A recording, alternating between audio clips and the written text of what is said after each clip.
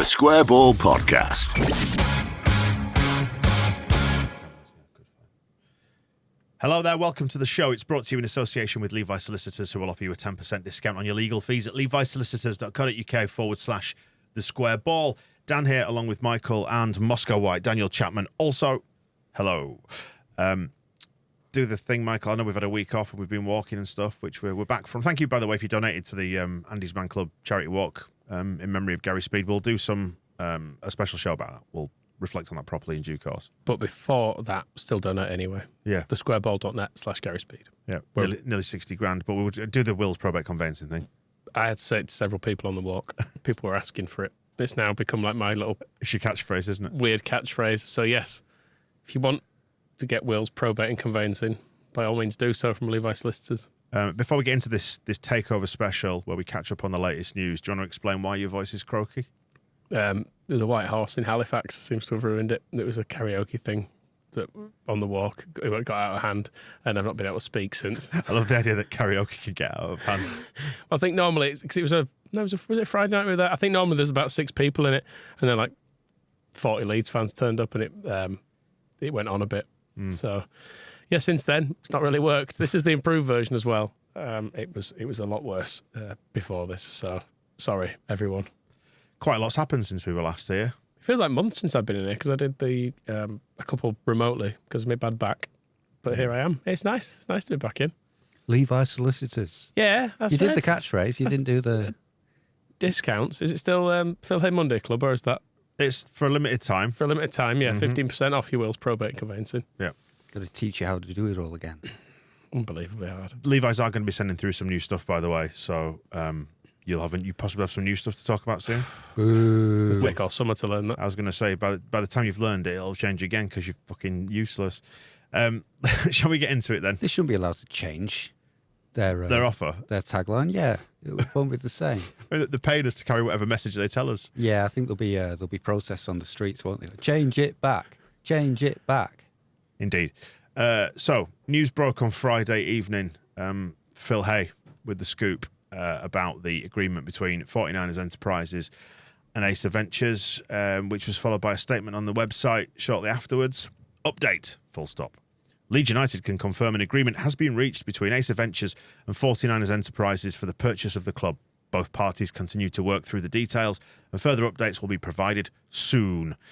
All our focus remains on a quick return to the Premier League. Thank you for your continued support. Marching on together. That's all really we have at this moment in time in terms of concrete facts. Those few paragraphs on the website, but a lot has been said, a lot's happened, a lot is about to change. Let's start with Andrea Radrizzani then as the jump off point for this. He's off, and how do you feel about the fact that he is off?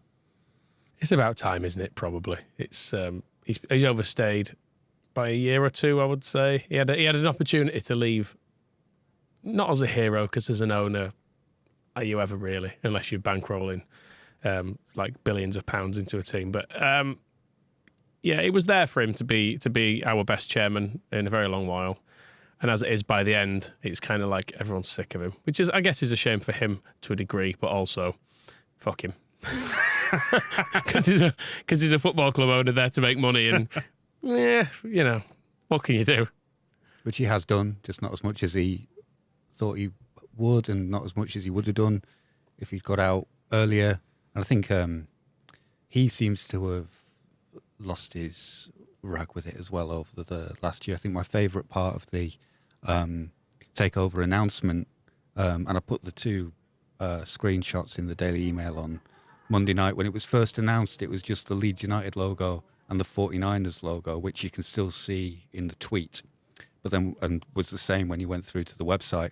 But they soon updated it. I'm not sure exactly when, but by next morning, the Aser Ventures logo had been put on there as well.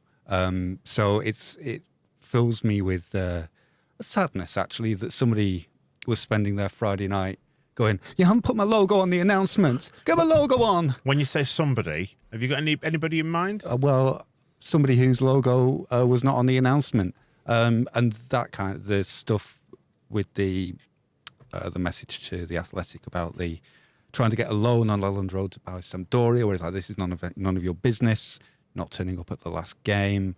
I think I get the feeling that Andrea Radrizzani is kind of as sick of us as we are of him by this point, and his mistake in that sense is probably not recognising when the going was as good as it was going to get. Because you're right, a football club chairman is never the priority in a football fan's mind, even though he wanted to be. Even though he wanted to be. And that's the thing. And even on promotion, and I can remember we were talking about this in the run-up because it was always kind of his slight neediness was always kind of a present thing with replying to people on Twitter and saying that everything's unfair and stuff. That even upon promotion, there would still be people who would not give him the credit. And that's just the way football fans are. The credit, in the end, obviously goes to Marcelo Bielsa, who's genius, the players who played all the games, scored all the goals, kept all the clean sheets, did all that stuff.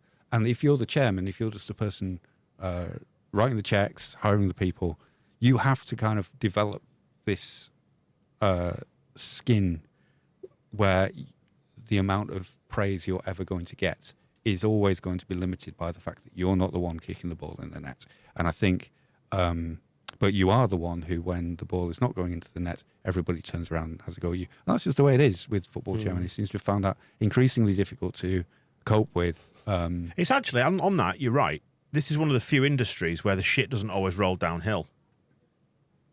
What does that mean? In the sense that normally it's the people, like managers pass shit onto their employees, and by that definition, the players would always take the blame. Now, the players did get a lot of flack towards the end, particularly in the the bitterness that surrounded the end of the Spurs game.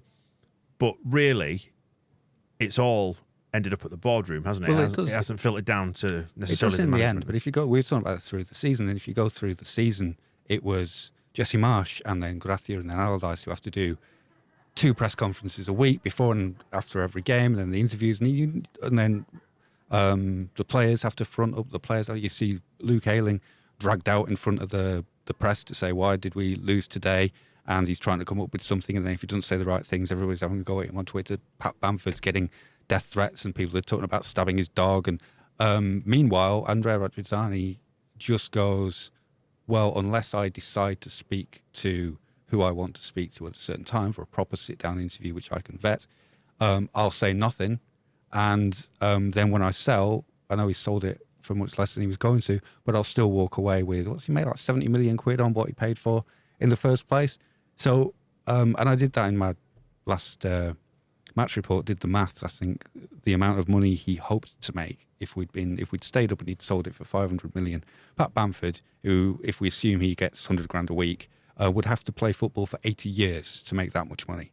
And yet football is actually built. It's all, the players are greedy, they don't care about the club, they don't put anything in. Pat Bamford's never had a prospect of walking away with 500 million quid. So in the end, Radrizzani, although it does feel like his bottom lip is out, particularly when it's all like, this is none of your business, you're trying to make things not nice for me, my logo isn't on the announcement, still goes away with the money. So how hurt is he, and how bad should we feel for him? Not very.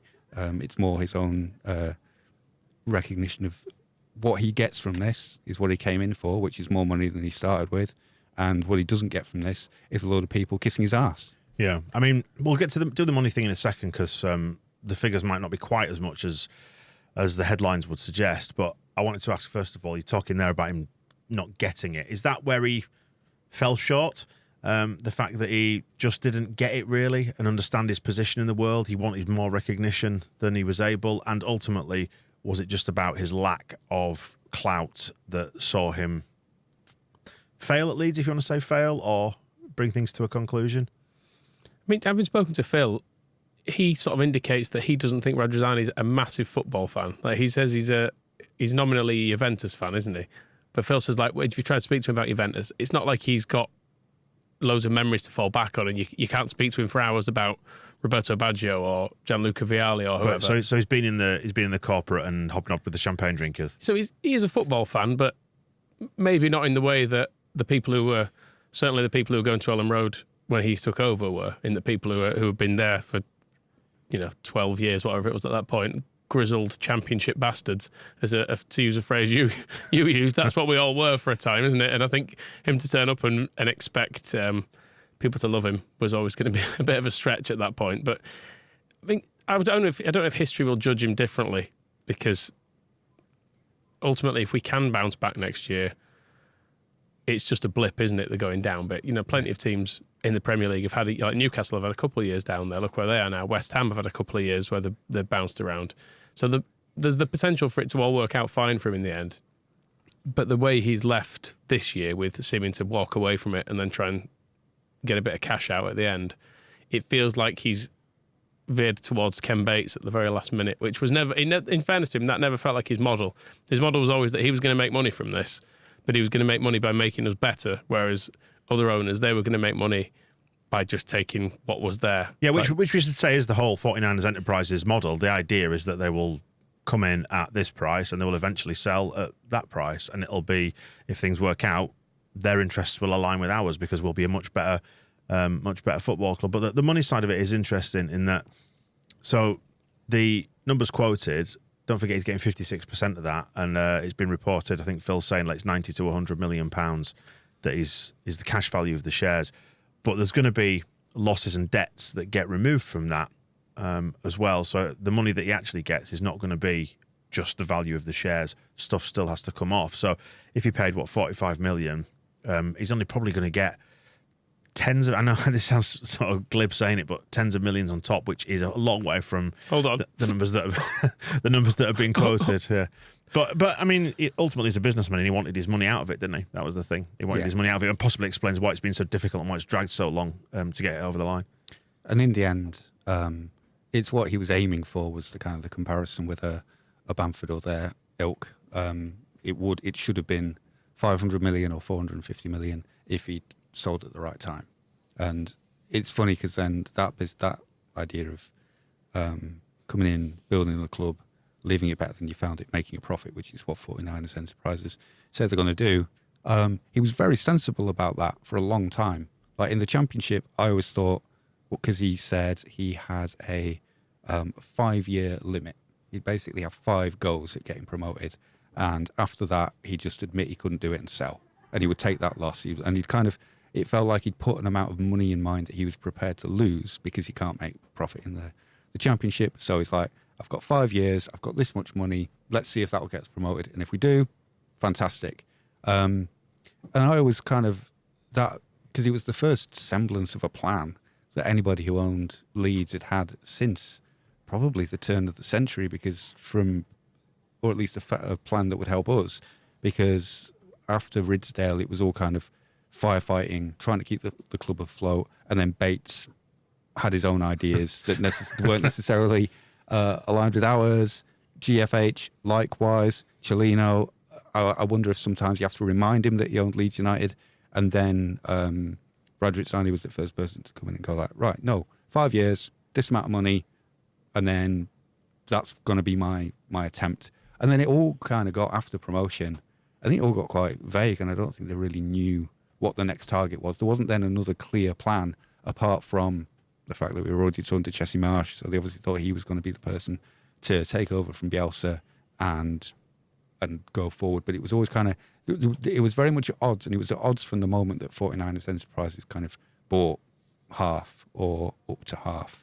Because from then on, you had the situation of Radrizzani saying, I think we'll build slowly, we'll be mid-table, move away from relegation, 2-3 seasons of safety, and then I want to get us into Europe. And his next target seemed to be qualification for Europe and then sell to a big boy, which again was like a reasonable target. But then, particularly once there was the deal in place, or the deal reported that 49ers had the end of this year, that they would trigger a buyout, it was then very difficult to listen to Radrizzani going like, well, we want to grow slowly over the next 5 years. It's like, well, you're selling in a year. So that those things all got quite out of sync. And I think the clarity, and I think maybe he lost sight of what he was hoping to achieve, because there was no longer that sort of specific point of like plan 1, get promoted. Plan 2, what was plan 2? At what point did he think in plan 2, that's when I take a profit and leave? But do you think it seemed to be several different ideas of whether it was once he got into Europe or once 49ers bought him at this point or when? Do you think it was perhaps that he just didn't realise that, or he wouldn't acknowledge that his wealth wasn't enough to kick us onto the level that we need? That, i.e., they underestimated the strength of the Premier League and the resources that you need to make that sort of ascent. And then at some point in the last year or two, when we've been gurgling around the plug hole, to use a phrase I've used before, he's gone, this is actually really hard and takes tens and tens and tens of millions of pounds. I don't have or don't want to commit to this. And then he's gone, yeah, it probably is time to sell. Failures are very expensive as well in the Premier League. When you buy someone like Rutte, for example, we don't know what he's going to become. Don't be wrong, he could turn it around to be a good Premier League striker in a couple of years.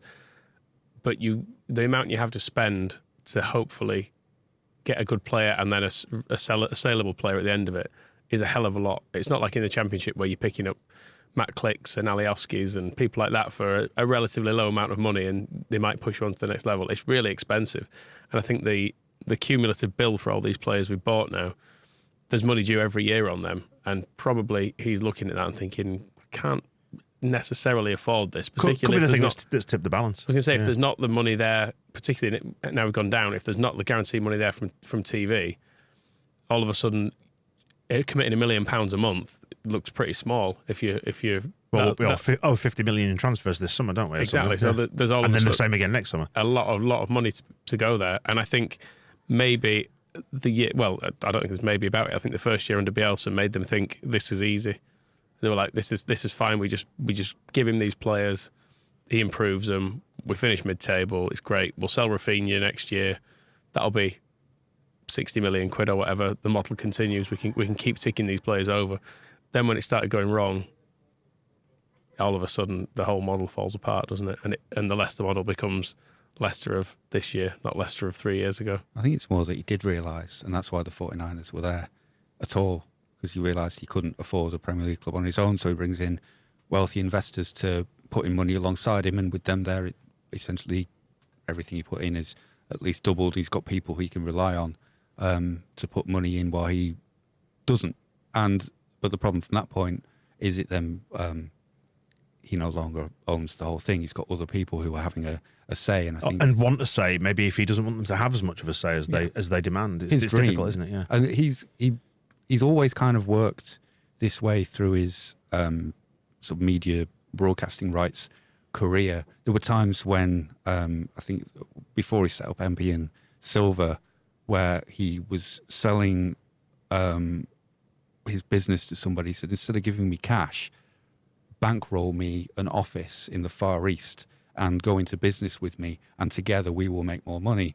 And this was the offer with 49ers, where it's like, bankroll me. I've run this club to this point. It's now worth this. If you start putting money in, I will make it really good, and then we'll both make lots of money.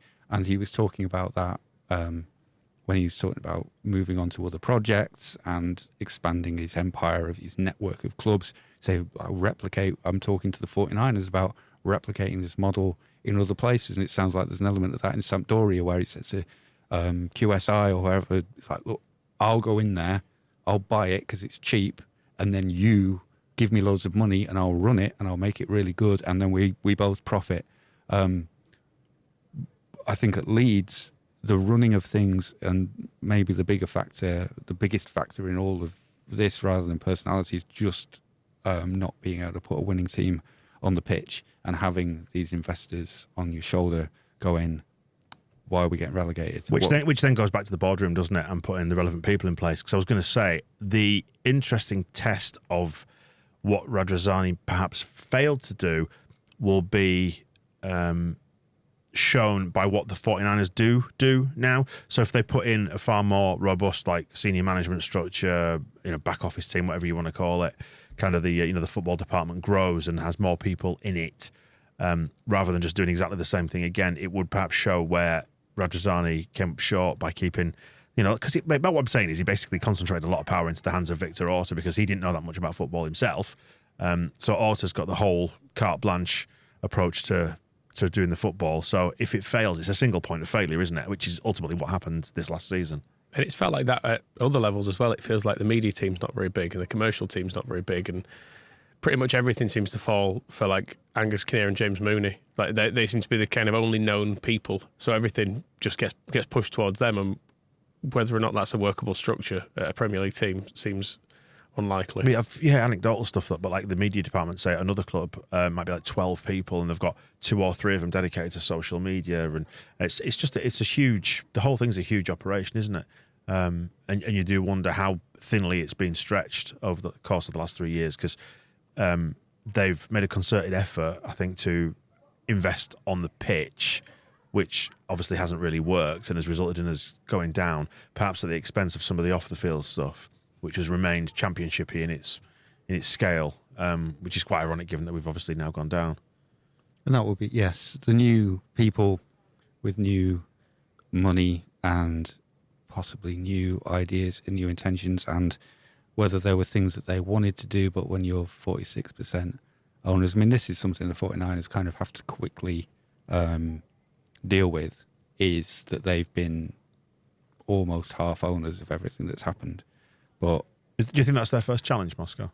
Or the biggest initial challenge? I know they've got stuff to do in terms of appointments, but in terms of how they look. It's all equal challenges, and they've got to do it all at once. Get a good coach, get a good director of football, get good players, gets promoted, and make us like you.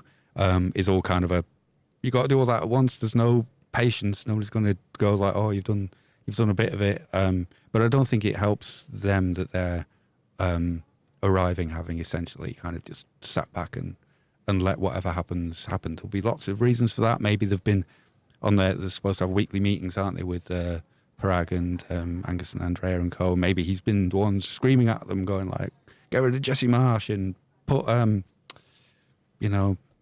get Eddie Gray in and play the kids.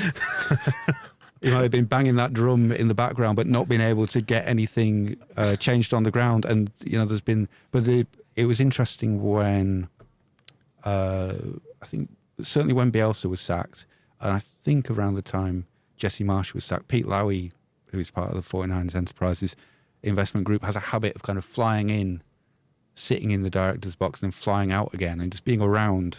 Certainly the transition from Bielsa to, no, it wasn't a transition, the sacking of Bielsa, when they sacked Bielsa. People keep saying like, oh, isn't it terrible that we sacked Bielsa? We didn't. They sacked Bielsa. Anyway. And then he was there at Jesse Marsh's first game as well. So he was there for that, but didn't say anything, and then went away. So there's a big question mark of like, what were you coming just to hang out? Were you wanted to see it done?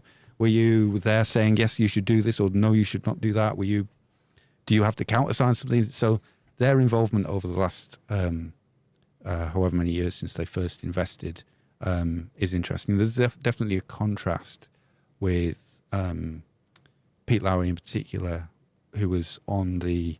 I look at it now as a turning point, and it felt like one at the time, but in a good way. The post-season, end of season awards after the West Brom game, when 10,000 people got in, and then they had an award show with Ellie Goulding and the like. And Pete Lowy was there, and they broadcast it on live now. It was on live now. It was on Andrea Radrizzani's streaming platform, and everybody was on great form, telling jokes, having drinks, and you're thinking... Incredible Myanmar banter as well. And you're thinking, these guys are going to take it forward, and it could all be fun. But then for the bad times, we get the statement that we got after the Tottenham game, which nobody's put a name to, and I'm just going like, oh yeah, some people here are sorry, but we don't know who they are, and we're definitely not going to show you their faces or their names. So there's a rebuilding, or not even a rebuilding, there's just a building of who are you, what have you been doing, why did we get relegated, what was your part in this, and what are you going to do about it?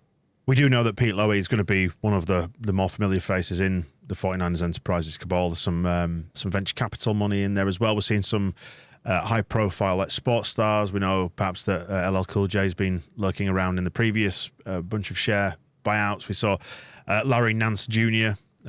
Break cover on this. High-profile sports stars that never heard of. Well, if you like that sort of thing. Have you heard of the National Basketball Association? Yes. Moscow. I believe the Nuggets won it. He features in that. I mean, I know that the Nuggets won it. I don't know who he is, but yeah. I'm sure he's very famous. Who was your favourite nugget? The tall one Yeah. You should have said chicken that scores all the baskets. at that point. But anyway, so what do you make of it? I mean, like I was saying before, like ultimately, people often like conflate the ownership with the club itself, don't they? We saw that under Ken Bates. It was a line he trod very carefully and he used often in his favour. I mean, he didn't know who owned Leeds United for a lot of the time. You've got to remember that when Ken Bates was there. That is true, Michael, yeah. But he used it to divide and conquer, didn't he? And people used to see that, like, for example, we spent a lot of time in the mag or whatever. When we started it, we took it on and did all this because we were a bit narked with what he was doing with the club. And people saw those attacks as being an attack on the club itself, and it never is, and it never was. But they are just custodians, and we need to remember that. And they may well come in and do some good things, but we have to remember their goal in this is ultimately profit and sale, albeit talking about a project before and maybe the loss of focus of one Moscow. This is perhaps like 8 to 10 years, and what should come out of it is hopefully a Premier League side first and foremost, but a Premier League side in an updated, modernised, enlarged stadium, and a Premier League side that's hopefully relatively stable in the top division as well. The description of that relationship is why the relationship is the way it is, though, isn't it? Because essentially an owner is just a means to an end for football fans. As soon as they cease to be useful in making your football team good, you're going to dislike them. And all football teams in the pyramid can't be good at the once, can they? That's the thing. No. There's a league table. It's like Scum for years. I know there was the initial backlash about the Glazers, but it's become more of an issue the longer it's gone without them winning trophies. If Ferguson had stayed in charge as it was at the start, when they were still winning trophies, they were still buying good players, but he was actually putting them together into an all right team, no one would care. I know there's loads of debt and stuff loaded in the background, and I know it's the way they run it is kind of terrible. But if they're winning games, no one would actually care, and they'd probably, they're about to sell it for however many billions. And if the next owners also don't win the Premier League, people will be annoyed at them as well. And it's I suppose it's acceptable when you know that people are only coming in to make money.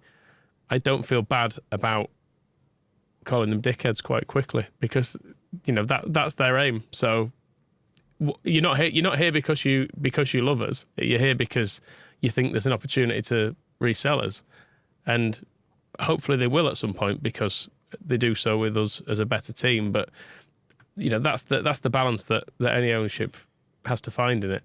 And there's a bit of a two-way balance with this as well, which is possibly new to us, although it's worth remembering that when Peter Ridsdale was in charge of us and we were floated on the stock exchange, all sorts of people owned Leeds United at that point. Peter Ridsdale didn't own us. He ran us. He had a lot of shares in us that he kept awarding to himself as a bonus, thinking that they were going to be worth plenty in the future. But one for you, one for Peter, one for you. Well, there were all sorts of American banks involved. Sky TV had 9.9%. Yep. So there was. So we're owned by a lot of different people at that point, and now we are also owned by a lot of different people, and that's where Parag, it's Marathe, isn't it? No, we got our heads around the pronunciation. Now is the time to learn it. Parag Marathe, yeah. Parag Marathe has kind of a two-way relationship because he's the custodian of Leeds United for Leeds United fans, but he is also the custodian of the fund for all these investors. And one of the ways that I think it's worth remembering that these funds can work is that it's not a solid united block. There's 3 funds that we know of that have all paid in at different times. And when you see this, it's easy to see this work in some American, particularly with National Women's Super League. There's a lot of this going on there because it's new and the value is increasing all the time. Is that, say, Larry Nance, for example, has paid into this round of funding. If a year down the line, Leeds are worth a bit more because of things that have been going on, Larry Nance can just sell his bit, depending on how the fund exactly is set up. He could just go like, I'm out of this, or he'll be like, I'm going to split my shareholding with someone else, or somebody else can buy in. And it's very fluid behind the fund. And you can, yes, the example from some of the American soccer leagues is they'll just announce so-and-so is new part owner, has just bought in to bring in, and they'll often say, like, oh yeah, I bring in particular expertise in, Well, property development, let's say, if somebody's got a finger in that particular pie. So that would be one, or paint. Which particular aspects of property development? I'm really good at paint, but you're so right. it can be quite small. I was going to say you're right in that. Well, because there's venture capital involved in it, and actually 49ers Enterprises is essentially a venture capital vehicle, because they do venture capital stuff outside of their football and our football.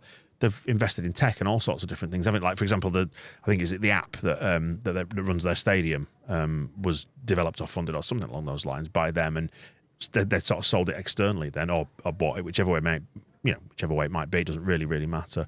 But yeah, so and VC tends to do rounds of funding, doesn't it? So it could be that they've said to this initial round of investors, which has presumably changed since we didn't stay up. It's a different deal that's been put in place.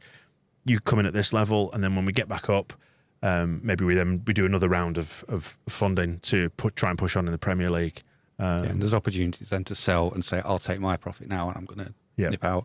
Other people will come in. The other problem with, not problem, but the other feature of venture capital is it does tend to come after a short while with a particular chant of, where's my profit? Where's my profit? Well, that's the thing. Well, that's the important thing, isn't it? And that's where the devil is in the detail. And it's detail we may never know. But we have to trust that what they're saying and what is being said behind the scenes, which is that essentially this is a medium-term project of, let's say, 8 to 10 years, whereby they start now, they get us into the Premier League, they do the stadium, which costs however many hundreds of millions of pounds, and then eventually you're sat on a company that turns over X million, and then it's worth £1 billion, £1.5 billion, and that's their job done from their perspective, and then they can sell it to the next lunatic from the Middle East or whatever. It's reassuring in a way, given the wilderness years we had, that those are the stakes now. Because if we're just ticking along the Championship without parachute payments, that money is never coming back. The amount of money that's gone in isn't able to be extracted in a Bates, Cellino, couple of £1 million a year kind of way, just up season ticket prices a bit and hope people still buy them. There's no possibility of that anymore for the amount of money that's gone in. There were years we turned over about £30 million in the Championship with virtually no profit in every single year. So hopefully it means those days are gone of being absolute cheap asses and trying to do everything that way. The risk with that from a venture capital point of view is if there's no profit and no sign of growth, that they just sell. Well, that's the point. And then they take all their money with them, and then you haven't got any money left. Yeah, the point I was going to make actually on the previous point was that the devil and the detail and all that will be in the contractual terms between 49ers Enterprises and their investors. Do they have to leave it in for 5 years minimum or 8 or whatever for the duration of it? Presumably there are no dividends that get drawn out of it until the point of sale, because that would make it a Glazers thing, and that's obviously what we don't want, because they're then stripping all the cash out. Doesn't sound like it. It sounds like it's a thing they're going to try and increase the value of, and you don't increase the value of it by stripping money out. And if they leave, the thing is, if they leave because it's not making the money, they also leave without their own money. That's the thing. When the stakes are low, when you've bought a club for not very much money, you've not essentially had to spend much to get out your bit, have you? You don't. And there's an opportunity to just take your sort of annual expenses, salaries, whatever you need out of it, like GFH, Cellino, all those people did. But it depends who's there, and what funds are in the fund. Because one of the features of a venture capital fund model is that you get 100 million, you buy into 10 different companies, 10 million, and if one of them succeeds, you make 200 million, and the other ones you just write off because you've made your money. And so it's kind of like a percentages thing, isn't it? It's a spread betting. Yeah, you spread yourself thinly because you only need one of them to make the big money, and the other ones basically can just go fuck themselves. And like that is, you see it happening to a lot of companies, that they do just end up being told like this, venture capital funding is going to take us to the next level. They're really invested in what we're doing, not just financially, but they align with our targets, and we're going to grow together, and it's going to be fantastic. But then that venture capital fund makes a killing on something else. It's got, all right, this isn't working, we haven't made a profit, so go fuck yourselves. The important thing where this is concerned, though, is that we are a sporting organisation, and while the turnover is not massive compared to many, many industries, the profile of it is absolutely gigantic. And you would question the wisdom of people who own a sporting organisation in the form of the 49ers would just want to, cut and run where Leeds United are Well, concerned. that's the point. It's not about the 49ers. It's about who has put money into the fund. Yeah, And but as we it's- understand it, the fund is controlled by the 49ers. So that's why, so if they've got autonomy over the spending of the fund, then There's would a bit of hope. reputational damage. That's to it, exactly is what I mean. you Yeah, well, that's the word. that's where Parag's dual role is reminiscent of Peter Ridsdale, because he has to answer to the fans, but he also has to answer to the people who have invested in his fund. And if they're all pissed off, then he has a problem. And this is where Ridsdale backed himself into a corner and tried to talk his way out of it by saying, as a fan, I would not be selling Jonathan Woodgate, but I also have to answer to my shareholders, and they want me to sell Jonathan Woodgate. So that was always his way around. And it's slightly different because we're not listed on a stock exchange, but there's a similar relationship there where it's got to keep the fans happy. It's also got to keep the investors happy. And if the investors start making demands, that's a problem in one direction. If the fans start making demands that the investors don't like, the investors making demands that the fans don't like. So it's in the middle of, so Parag Marathe will be in the middle of that. And Spinning those plates, baby. yeah, and at the same time as running contracts and stuff for the 49ers, he's still heavily involved in the actual old gridiron lads and the American rugby team. And I think he got kicked out of the American cricket stuff. That all seems to be going. Kicked out feels like a strong description. Should we say no longer involved? Yeah, I mean there was legal action. Like everyone's throwing lawsuits around because Right. of how that's been run. I think he was sort of elbowed out of it, but he's still kind of involved in bits of it of how they get to To be cricket clear, World Cup. when you say American cricket, you do actually mean cricket, don't you? Yes, it's not baseball. It's not baseball. Yeah, it's all. Was heavily involved in running the American Cricket Association, but that's been going wrong. So he's got to keep that running, and all the other things that 49ers Enterprises do, they've got to work. But then that's also where 49ers Enterprises, like how many of those things do they just cut some of those off now? We're doing Leeds now, so he's got a lot on him. So he better be good, hasn't he? Yes, that's And he does sound from, although the American cricket thing is one thing, but his capabilities with 49ers, the gridiron team, salary caps. all that stuff that he seems to be very good at, and the administration side of that, he seems to know what he's doing there. So applicable skills let's getting the right people in. Frame this as a question then, Moscow, and say, because you used the word capability there, and that was what I was going to ask about, is that do you think that Leeds fans more than anything want capable people with their hands on the tiller? And what does that look like? I mean, it's obvious to say buy some players, sort it all out, but what do they need to do from the off, in your opinion? Do you feel a sense of relief first and foremost?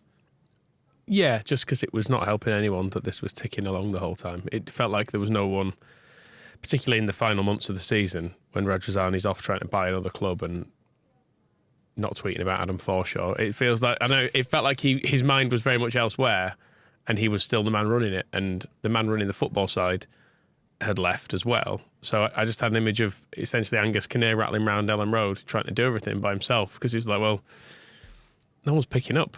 Like, I've not got anyone to speak to about football. The 49ers that don't own this thing. Radrizzani's off somewhere else chatting to people about buying other clubs. Like, it's felt like we've been, as a club, fairly neglected for a while. And I suppose having someone coming in with a bit of renewed focus, because as well, it's a new thing for them. So you like to think that they're going to come in and be like, right, okay, immediately let's start sorting stuff out. I know over years rot kind of kicks in places, and maybe that's why things need a refresh. Football teams are the same. Bielsa said it himself. You need to bring in new people to kind of give things a bit of fresh impetus. My hope is that a load of new people in the door will see them go, right, okay, let's really get a hold of this. We can see that this bit's bad, this bit's bad, this bit's bad. They'll have a walk around the stadium and they'll say, why is the pie on the wall? Why is that toilet smashed to bits? Like little bits like that, you hope it might fix as well, and just give the whole place a little bit of a push, as truthfully we've had with previous ownerships. I mean, God, it lasted for like literally a week. But do you remember the GFH takeover and Luke Murphy scoring, and everything felt great for about 10 minutes. And then it's same when Radrizzani, I know it took a while for it to work, but it felt like when we got up, maybe we were fixed for a time, didn't it? With Bielsa and owners who seemed at least fairly competent compared to what had gone before them. To draw parallels with those examples, or to compare them actually, do you look at the 49ers and think they've got a bit more gravitas and capability compared to those? Because I know with GFH, we were kind of like, well, this is all right. It was just not Ken Bates is all anyone Let's hope all these rumours of what they've been doing with property in the Middle East and how they treat their investors are a little bit of a red herring, and that they're actually quite capable. And you push all that to the side because what you see on the football pitch makes you feel all right for a bit. But looking at it objectively now, we've seen no evidence of what a football team under the sole control of the 49ers looks like just yet, and we will do in the coming months. But as you sit here today, do you have more confidence in it as an entity, as an organisation, as people who are going to be in charge of things for the next however many years? Ish. I don't know. We need to see it, don't we? I know it's very much a physical manifestation of a sports team, but when you look, and I know it's not universally loved by the fans, but when you do like an online tour of the Levi Stadium over there, that it's ridiculous. It's like a big shopping centre in parts. There's massive plazas within it with like restaurants and the club shop and all this different stuff. And you do look at it compared to Leeds United, and you think they surely know what they're doing on certain aspects of this. Like there are elements of running an American football team that are miles and miles ahead of where we are, and certainly miles ahead of anything you'll get in the Championship. Yeah, so I put the case for wariness about the whole kind of funding model, but the 49ers enterprises does feel like a needed influx of energy, and potentially good energy as well, that everything that they know about running the 49ers should be applicable. And I can't wait for Elland Road to be a shopping mall. Because that's going to be, to immediately jump back to the risks and the wariness, that's something that's going to have to be quite carefully managed or not managed, and just done, which is that negotiation of how Leeds United enters the modern world. And I can remember we were talking about Radrizzani previously and saying that maybe one day we'll look back on this time and go, oh, it was pretty good when we were a bit shit, wasn't it? Because we'll miss the West Stand when it's gone, and all those things that were nice when it's become, glitzy and glamorous and it's full of tourists and all the kind of things that we don't like. 6,000 corporate seats in the middle tier here. Yeah, so it's always been a very conflicted aspiration that the Premier League creates in you. And the moment we got promoted, every Leeds fan's like, oh, redevelop the stadium. Can't wait release the designs, show us the drawings.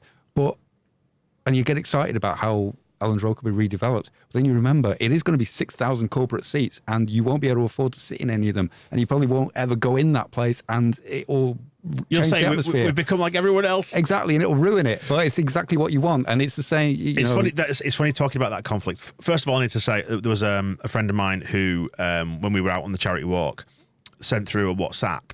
And I didn't read the message properly before looking at the image. And it was, you can get AI to generate stuff now. And they'd got AI to generate a redeveloped Elland Road. And I looked at the photo and I went, what have they done? But it was just like this sort of, it can create kind of a Frankenstein's monster effect on certain things. And more so than Elland Road already is. Oh, it had a helipad on the south stand. Then the south stand was the biggest stand in the stadium. I was like, this doesn't look right. What have they done? And then I actually properly read the message and realised it. And there were two, I think it was two revolving restaurants on top of almost a tiny West stand. I was like, what have they done? The 49ers. See, I would take this. This sounds great. They're absolutely mad. You get from Pontefract quicker, wouldn't you? Exactly. Helipad. And your helipad. And your helicopter. Yeah, I've said this, I think I said it towards the end of the season, I looked at Elland Road after one of the recent many home defeats, drove past it on the motorway and just went, oh, fuck off. And hated it and resented it and wanted it all demolished and all the dust ground into the earth and set fire to and all the rest of it, scorched the earth. And yet you're right, though, there's a real duality about it. I look at it and I think we need to move on now from that form of the stadium. Because I look around it, and when we were shit last season, I saw ghosts everywhere. The bit of the stadium that's 1950s. It was that's the John Charles stand. That's what you get for going to games with Yvette Fielding. And then, but looking at the Kop being a symbol of, Reeves Leeds in the 70s, and then you've got Wilkinson's Leeds in the form of the East Stand. And I thought, we were dead good players, John Charles and Billy Bremner, and it's all just, we just need to move on from it. But all that stuff. Not move on from it in the sense that we need to forget it. I mean, we obviously need to harness our I think, our history, but we are very much mired in our own history as a fan base, aren't we? But didn't all that stuff sort of feel brilliant when we were winning games in the Bielsa? But that is the contradiction of it, is that we can. It felt so pure, didn't it? And it's like we can still have this absolute shithole of a stadium that's got all these relics in it, and it's the winning and losing really that actually drives it all. Yeah, I mean, the thing is, you fall behind financially, don't you, for not having that stuff, and the consequence of falling behind financially, which you don't want to buy into emotionally, because you go, it's about money, I don't care, but we need to. But you fall into a low division, and you become, as we were under Bates, as we were under GFH, under Cellino, like a shrinking and like ever more irrelevant club in that division. And you've seen the way the transformation in Leeds since Bielsa, that just the amount of Leeds shirts you see around, like there were genuinely not that many for a lot of years, were there? Whereas now everywhere you go, there's Leeds stuff.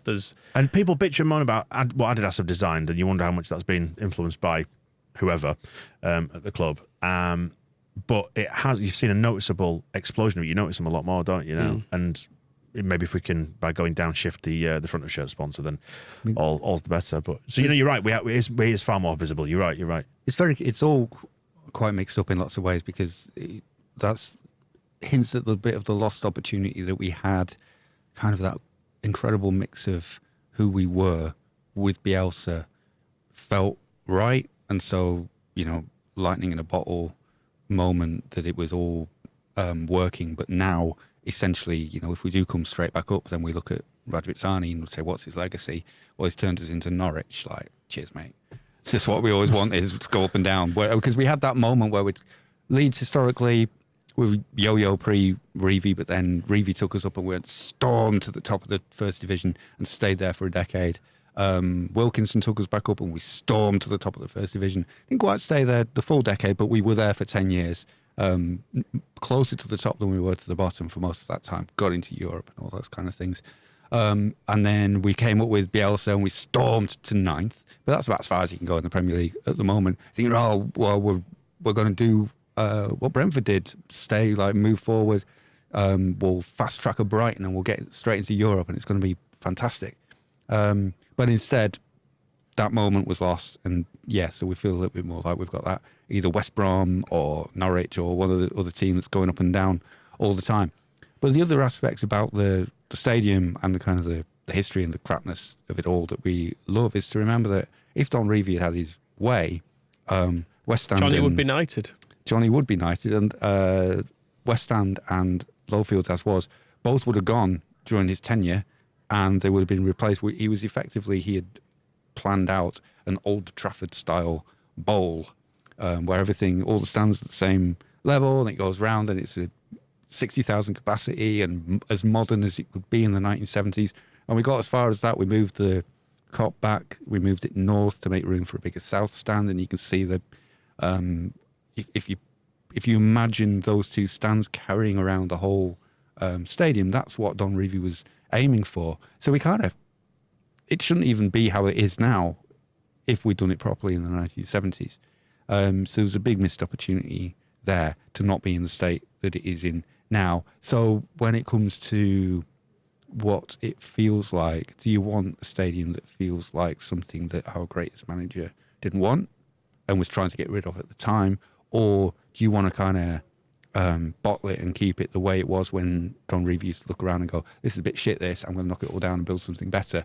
But you build for the times, and I'm sure there would have been people in the 1970s going, how dare you get rid of this grassy hill that the Lowfields is built upon. I love this weird little shelf that nobody understands why it's here. That's my favourite place in the stadium. How dare you build something modern in 1975, and it'll be the same in 2035 when we finally get around to doing anything, when it's like, well, why does this have to be so modern? But it will be whatever is happening at the time is what we'll get. And the other thing I was going to say is the building and the influx of energy and the kind of the positive things that they can do is looking at Manchester City winning the Champions League and the treble. In fact, finally a good team has won the treble. I think it's about time there were some worthy treble winners, because I don't think anybody who did it before really deserved it, did they, in this country? Anyway, up your scum, it's funny. And proved a few things. Is like, okay, obviously the billions and the allegations of cheating, obviously those help.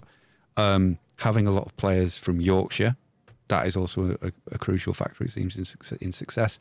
But then what they did before Pep Guardiola was build a club with everything that he could possibly want to manage a football team, so that he was eventually like, it was almost like stepping into a comfy pair of trousers for him. Although he always seems to wear trousers that are too tight. Him and Jesse Marsh could swap legs at some point. And but it was all built for him. It's like, we will build all this stuff behind the scenes, and then we will go and attract him like the dove from above, and he will come and settle, and it'll all be and he will be able to make it run. And whatever scale you're working at in terms of money, that's probably what you need to be looking at. Is you can build all the stuff behind the scenes. You don't necessarily need to wait for the right manager, the right director of football to be putting all these things in place. You're talking infrastructure, baby. Yeah, basically. So taking that that attitude, if you can't take the billions of very soundly acquired sponsorship money, that has definitely not contravened any rules or regulations.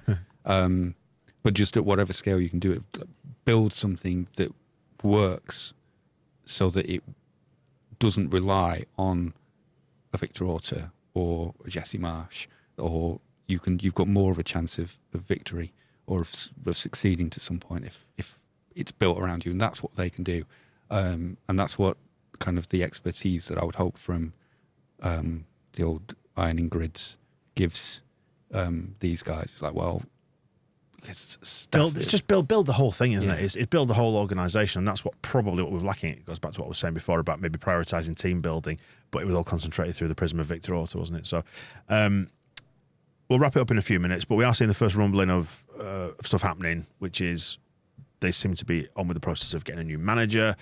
Director of football, Webber's been spoken about. So I know Farker, if you'd have looked at it maybe, say, 12 months ago, you would have thought that lacks ambition, but we're at a point surely now where we need to walk before we can run, and stop talking about Europe and just get back into the Premier League first of all. Hey, Daniel.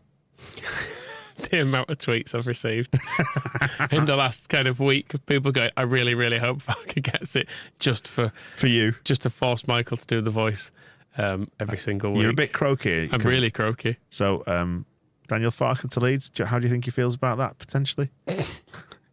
I think very, very good appointment, yes. But I can't. Yes, I've booked a Caribbean cruise this summer, so maybe when I get back from that, I'll look at the job and speak to those American boys, and we'll see what we do. It's a great club. It's a great club, Leeds United. I've had success there as an away coach, and I loved it. There's a great atmosphere with the fans. As for Farker working with Webber, makes sense on one level, doesn't it? I mean, you're talking about us becoming Norwich there, Moscow. Yes, it makes sense on one level, Rena. It doesn't make sense in the fact that I don't want Webber. I know he was highlighted recently because he did that ridiculous interview where he was talking about somehow he wasn't able to give a diplomatic answer, or even just a boring answer about Norwich's women's team playing at Carrow Road. He decided to just like completely trash women's sport as an entity, and even though he's ostensibly as director of football at Norwich, probably in charge of it. But the thing was, that's the one that grabbed the headlines. But that's only the most recent stupid interview he's given at Norwich. There was one, I think it was when they were going down from the Premier League, and he was he just went on holiday that January. He said, "We're not going to." Was it when he went climbing Everest or something? Well, yeah, he decided at some point that his priority, rather than being director of football at Norwich, was these personal challenges of climbing mountains. I think he was doing them for charity, but certainly self-satisfaction was a great deal of it. He's like, I want to give myself these challenges. So he was doing that in the January transfer window when they were getting relegated. And he was like, well, we're not signing anybody. We've got absolutely no plans to do any players in or out. So there's no reason for me to be here. So I'm off for a month. I was like, that's just not even, even if that's what you're doing, don't tell people this. and so when you're talking about judgment. He seems quite defensive, doesn't he? Yeah. And when you're talking about judgment, you say, well, it should all be about the track record of signing players. And he signed good players for Norwich and got them to the Premier League and stuff. But judgment is also how you present yourself in public. And if you can't make the judgment about, should I tell them that I don't actually give a toss what happens in January and I'm just off, or should I try and put something more diplomatic in place, or should I just tell them that I think our own women's team is a load of rubbish and I don't understand why anybody would want to watch it and they shouldn't play at our stadium, then or should I just keep that quiet and just say, oh no, it was really positive that the women's team played at Carrow Road, and we're hoping that that's a real growth area for the sport, and we can perhaps build on the excitement of the Euros. And there's a lot of work to do to improve that area of the football club, but it seems to energise the people who enjoy it. And they're easy. But if you can't do those things, then I don't want that guy like signing players. There does seem to be a lack of, I don't know whether it's emotional intelligence or self-awareness or maybe some combination of the two, whether he's just defensive about, the fact that Norwich have yo-yoed a bit. Who knows? But he's also he's a personality. So the fact that I know those things, I was just going to say, that's the thing. Is like, if you do come in, it'd be great to not hear from him for a bit. Yeah, and I know we've moaned about the players being the ones to always front. Well, this is. I was just going to say the players having to front everything, and you want to hear from the execs. We've probably swung the other way now, haven't we? We just need you to go about your jobs efficiently for a bit and not hear from you. Or if you do hear from them, you want to hear from them about, this is what we're doing to put things right. Not, actually, I think I'm just going to climb Everest if that's all right. That's what I mean by personality. Is you almost want somebody who speaks and does communicate, but maybe a drone. It's kind of like a referee. You want them to go about their job quietly and efficiently and not spoil everything. And not make lots of horrendous mistakes. And if they do make a mistake, explain it, but not in kind of Clattenburg terms. So what you want is to just be perfect in our image. Yeah. Peter Walton, do you think that's going to be a good signing in the end? Well, yes, I think whatever the referees decided, whatever the football director has decided will be a good thing, yes. Thanks, Peter. But I don't know how close we get to other clubs, directors of footballs and internal structures and such, but I know of at least two, and I know there's a lot of anger about Stuart Webber and what he's done at Norwich, and I know that a lot of other clubs have directors of football about whom I do not know of any anger. So I would favour somebody that I do not have any that I don't already know that the fans of his last club didn't like him would be a great start. It's a bit like the old like when we got Victor Ross from Borough, for example, and Shredder coming from. Where was Shredder coming from? Ajax. The sewers with the turtles. Shredder from Ajax, where it's like the last thing we knew about him was the fans making huge banners showing him being killed in various ways. And we're like, well... There's one saying he had an alien head as well. Yeah, it's like he doesn't seem popular. What are the reasons why he's not popular? Whereas there are other managers available, when Javi Gracia turned up, all the Watford fans were like, Troy Deeney forgot him. Troy Deeney did that interview where he was asked to name all the managers he played for at Watford. And if he got two, and one of them was Javi Gracia. And he said, but I love Javi. I spoke to him last week. So anonymous, kind of goes under the radar and didn't do a very good job for us. But he's all right. Nobody minds Javi Gracia, do they? So those people are out there. It's a bit like old Stevie G and Scotty Parker. Other people, there's got to be others who are not Steve Gerrard. There's the Villa podcast, it might have even been a Villa family. Either way, they were just sort of saying, I really hope he's not inflicted on you guys about Gerrard. All right, really? The club did seem keen on him at one point, didn't they?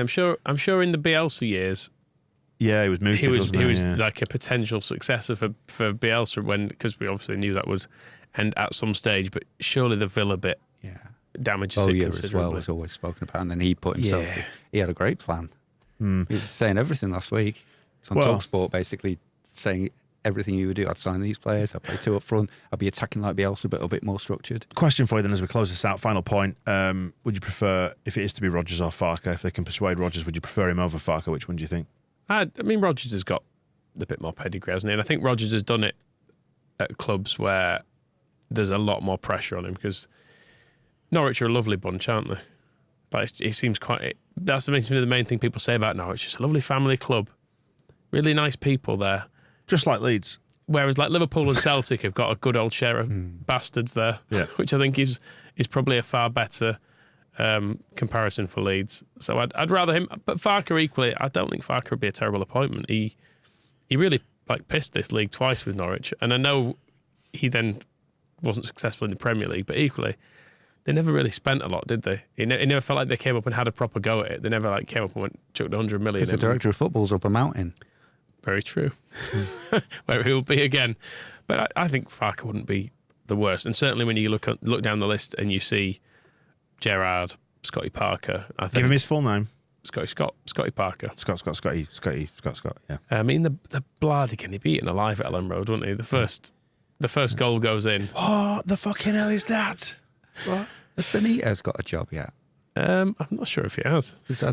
I'm curious why he's dropped out of all the conversation. Maybe he said, never in a million years will I manage in Yorkshire. Yeah. But It's an interesting thing, isn't it, that the whole kind of just gradually drifting out of people's consciousness in the way that, like, we've seen Big Sam. It's happened to him, hasn't it? He's become yesterday's man very, very quickly. Well, Benitez, I mean, was spoken about a lot after Jesse Marsh.